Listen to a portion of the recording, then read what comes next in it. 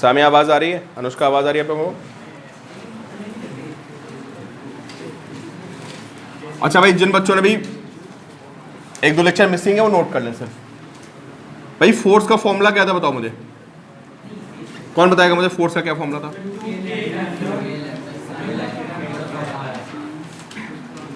ये आर्क थी यार, आप लोगों ने मुझे आंसर नहीं दिखाया उस दिन, मैंने आपको कुछ इसके क्वेश्चन दिए थे आर्क के, कर लिया आप लोगों ने? चलो अभी चेक कराना मुझसे।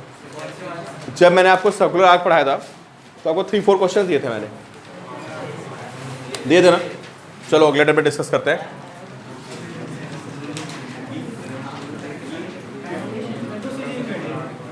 कर लेते थे मन।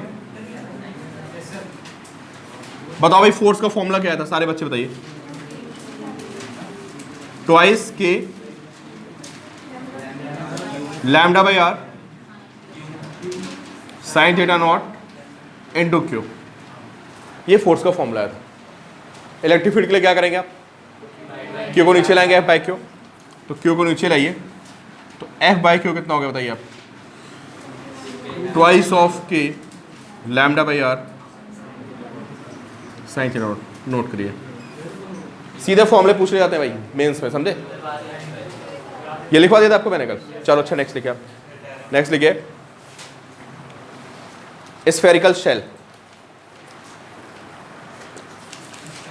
स्फेरिकल शेल दोनों में, मतलब स्कूल में भी कंपटीशन में भी है, ठीक है? स्फेरिकल शेल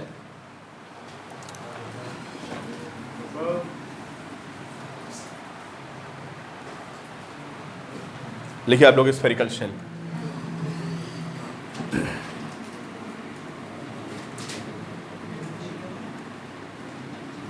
भाई कल तक आप लोग होमवर्क कंप्लीट करना, कल मैं सिर्फ और सिर्फ प्रॉब्लम डिस्कस करूंगा, समझे? स्फेरिकल शेल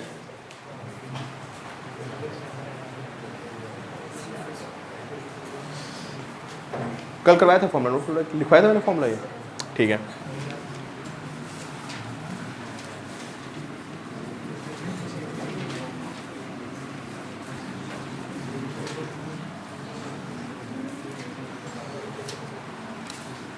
बनाइए आप लोग एक स्फेरिकल शेल बनाइए।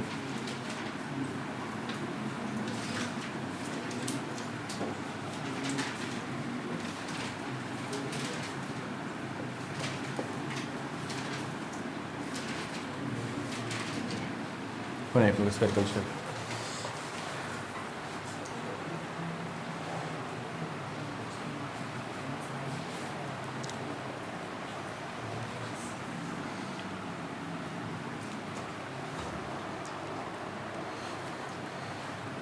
अच्छा गेस करो आप, इस पे टोटल चार्ज क्यू हो गया, ठीक है?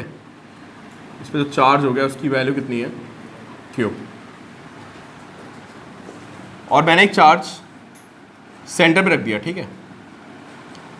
बताओ इस पे कितना फोर्स आएगा? 0 आएगा। क्यों 0 आएगा? कैंसिल आउट कर जाएगा ना। कैसे? ये सारा पॉजिटिव चार्ज है, इधर से फोर्स ऐसे आएगा, इधर से फोर्स ऐसे आएगा, कैंसिल। इधर से फोर्स ऐसे आएगा, इधर से ऐसे, सारे फोर्सेस क्या करेंगे यहाँ पे? कैंसिल कर जाएंगे, तो नेट फोर्स 0 आ गया। तो बताइए अगर आप नेट फोर्स 0 आ रहा है यहाँ पे, तो इलेक्ट्रिक फील्ड कितनी होगी? इलेक्ट्रिक फील्ड भी 0 हो जाएगी। अगर नेट फोर्स 0 है तो इलेक्ट्रिक फील्ड भी कितनी होगी? 0। तो नोट करिए आप यहाँ पे कि electric field at centre is 0।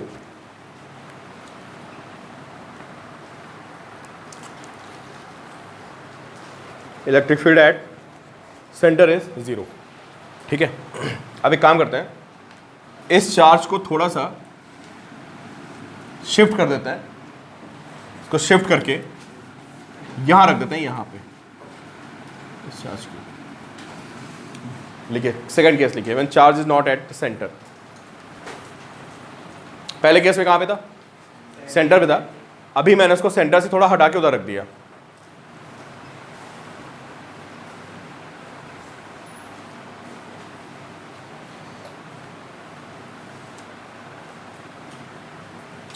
ठीक है?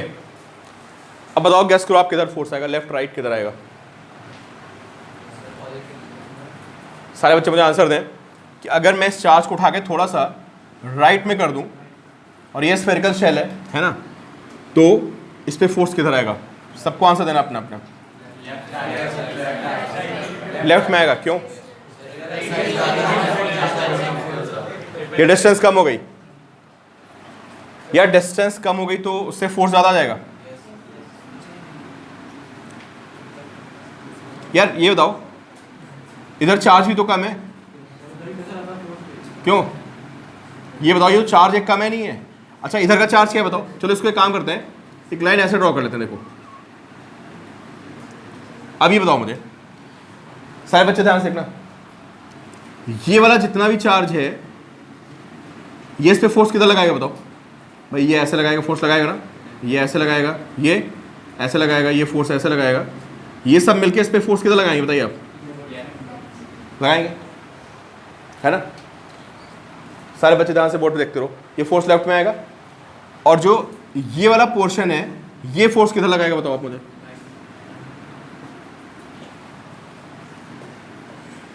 चलिए भाई सारे बच्चे बताइए मुझे कि इस चार्ज पे जो ये वाला सारा पोर्शन है, ये वाला पोर्शन है ना, ये फोर्स किधर लगाएगा बताओ? यार ऐसे लगाएगा फोर्स, ये ऐसे लगाएगा फोर्स, ये ऊपर से ऐसे लगाएगा फोर्स, ये ऐसे लगाएगा, ये ऐसे, तो इन सब का फोर्स मिला के कहाँ आएगा? मतलब मैंने स्फेरिकल शेल को दो पार्ट में डिवाइड कर दिया, ठीक है? तो आपने आर्गुमेंट किया दिया, आपने बोला कि यहाँ से डिस्टेंस कम हो गई ना, तो इसलिए फोर्स क्या होगा? ज़्यादा आएगा। अब इधर क्या सीन बन रहा है बताओ? इधर से डिस्टेंस क्या है, लेकिन चार्ज भी ज़्यादा है। अब बताओ किधर आएगा? ये बैलेंस हो जाता है, पता है, 0। अब आप बोलोगे इसको मैथमेटिकली प्रूफ करो, तो कर सकते हैं, कोई बहुत बड़ा काम नहीं है, इसको स्टेप्स बना के डराइव कर सकते हैं, बट वो कोई काम का नहीं है आपके, क्योंकि आपने इंटीग्रेशन पढ़ा नहीं है, तो प्योरली इंटीग्रेशन का क्वेश्चन हो जाएगा। समझ में मैंने क्या बताया लॉजिकली? सारे बच्चे सुन ले भाई। एक बात मैंने एज्यूम कर ली, एज्यूम क्या कर ली, इसको हम प्रूफ कर सकते हैं, बट हमें प्रूफ करने की जरूरत नहीं है भाई, प्लीज बात नहीं। गगन, तो मैंने आपको क्या बताया, सारे बच्चे ध्यान सुनिए, कि मैंने यहां से स्फेरिकल शेल को दो पार्ट्स में डिवाइड कर दिया। ये राइट पोर्शन हो गया, समझे, और ये कौन सा पोर्शन हो गया? लेफ्ट। तो जो हमारा राइट वाला पोर्शन है वो फोर्स किधर लगाएगा? लेफ्ट में लगाएगा। और जो ये वाला पोर्शन है ये फोर्स कहाँ लगा रहा है? राइट में। तो आप दोनों फिगर बना लो पहले, ठीक है? और फिर क्या लिखेंगे आप? ये वाला फोर्स F और ये वाला फोर्स दोनों क्या हो गए? ये आप डायरेक्टली लिख सकते हो कि दे विल बी क्या? इक्वल। नोट कर लिया आप। Therefore net electric field inside spherical shell is क्या? अरे 0 at every point। सेंटर तो सबको फील आ रही होगी ना, सेंटर तो आपको दिख रहा है कि सारे फोर्सेस कैंसिल आउट हो रहे हैं, लेकिन उसके अलावा भी किसी भी पॉइंट पे आओगे तो उस पॉइंट पे इलेक्ट्रिक फील्ड क्या होगी? 0 होगी, ठीक है? तो इसको भाई लिख लीजिए आप लोग, दोनों फिगर बना के, ठीक है? कि ये वाला F दोनों क्या होंगे? सेम होंगे, जिससे हमको पता चलता है इलेक्ट्रिक फील्ड एट एवरी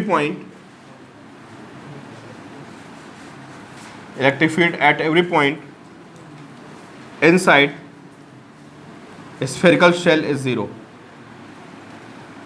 इसको बोलते हैं शेल थ्योरम, समझे? और ये कभी कभी स्कूल में पूछ लेता है कि शेल थ्योरम क्या होती है। कंपटीशन में तो उसमें बहुत सारे क्वेश्चन बनते हैं, है ना? Electric field at every point inside spherical shell is 0।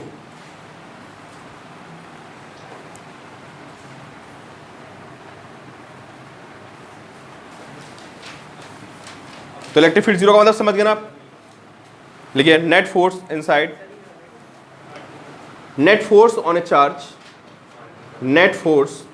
On a charge particle inside spherical shell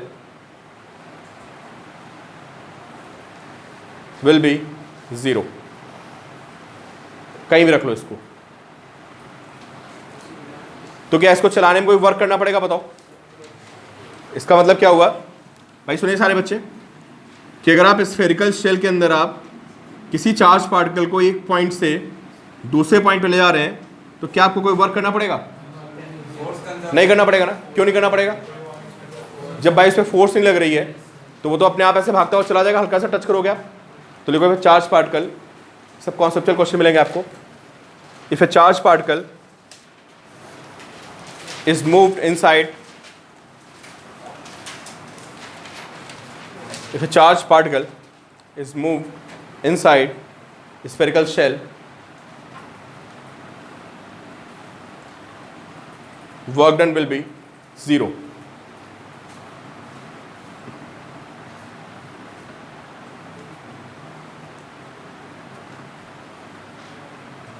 ठीक है, बात समझ में आ गया आपको? अच्छा, ग्रेविटेशन भी यही होगा, है ना? ग्रेविटेशन में अगर कोई स्फेरिकल शेल है, कोई मास की, उसके अंदर कोई और मास को रख दिया जाए तो क्या होगा? उसका नेट फोर्स 0 होगा। समझ गए ना आप?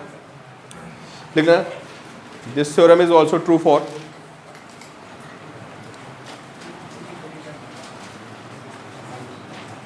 Spherical shell having mass. अरे भाई, ये थ्योरम उसके लिए भी ट्रू होगी ना यार, किसके लिए? जिसमें मास होगा। सारे लॉ तो एक जैसे चल रहे हैं। Spherical shell having mass, clear? चलिए नेक्स्ट लिखिए आप, इसी का अगला पॉइंट, एट आउटसाइड पॉइंट। ये तो अंदर की बात हो गई स्फेरिकल शेल के अंदर, है ना? अब बाहर निकलते हैं, लिखिए at outside point. At outside point,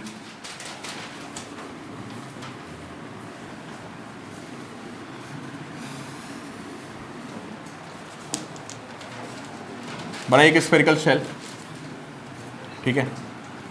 radius कितनी हुई इसकी? Capital R. और यहां पे देख रहे हैं इलेक्ट्रिक फील्ड पॉइंट पी पे, पॉइंट पी।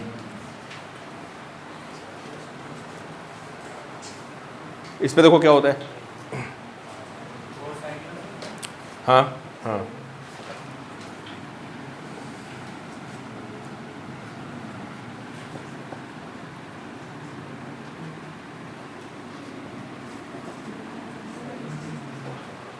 यहां पे पार्टिकल रखा हुआ ना, क्यों? और इस पे कितना चार्ज है? Capital Q.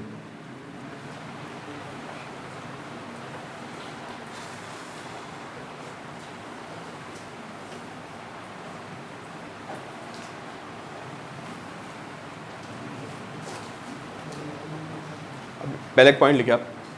अब जो मैं पॉइंट बोल रहा हूँ वो डायरेक्टली बोल रहा हूँ, समझे? इसको भी मैं डराइव करना पड़ेगा, जो कि आपको भी डराइव नहीं करना है, क्योंकि इसमें भी क्या यूज होगा? इंटीग्रेशन यूज होगा। तो आपको डायरेक्टली लिखना है इस पॉइंट को। लिखिए, to calculate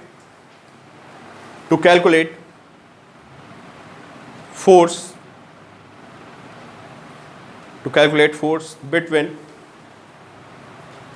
A charged spherical body, to calculate force between a charged spherical body and a point charge outside the body.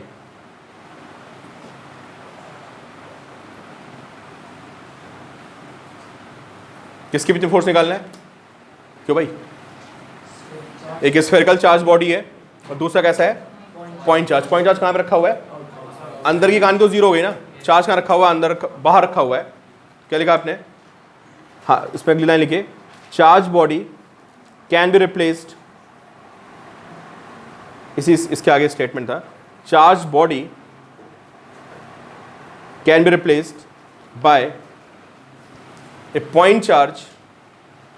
Charged body can be replaced by a point charge placed at its center. अब इसका बहुत use होना है जो मैं आपको बोला अभी, है ना? इसका क्या मतलब हुआ? क्यों भाई? इसका मतलब ये हुआ कि ये आपके पास एक चार्ज बॉडी है, ये क्या है? Point charge. कहाँ पे है? बाहर है। आपको इनके बीच में फोर्स निकालना है। क्या करेंगे आप बताइए? इस चार्ज बॉडी को किससे रिप्लेस कर देंगे आप? कहाँ पे? अब आप इसको भूल जाओ, सिर्फ क्या रखा हुआ है यहाँ पे? Point charge. कहाँ पे? सेंटर पे। कितना फोर्स आएगा बताइए आप? K q q by r square. Q को नीचे लाइए तो कितना आएगा बताइए? के क्यू बाय आर स्क्वायर। इसको बोलते हैं इलेक्ट्रिक फील्ड। लिखिए, पॉइंट चार्ज का फॉर्मूला क्या भाई? पॉइंट चार्ज की इलेक्ट्रिक फील्ड यही तो होती है KQ/r², और स्फेरिकल शेल की फील्ड भी यही आ गई KQ/r²। अरे सुन लो भाई, इसको पॉइंट चार्ज बना दिया, अरे इसको पॉइंट चार्ज बना दिया ना, इनके बीच में फोर्स निकाल दिया, स्मॉल के नीचे ले वापस। सुनते रहो भाई, नहीं वो थोड़े कैमरे लगे ना, कल करते हैं एडजस्ट।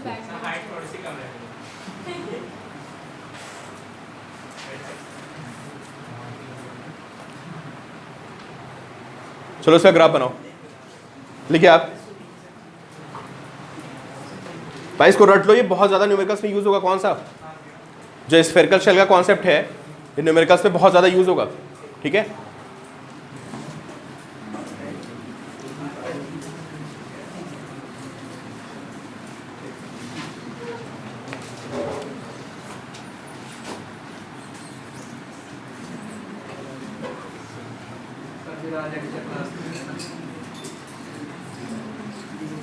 मैंने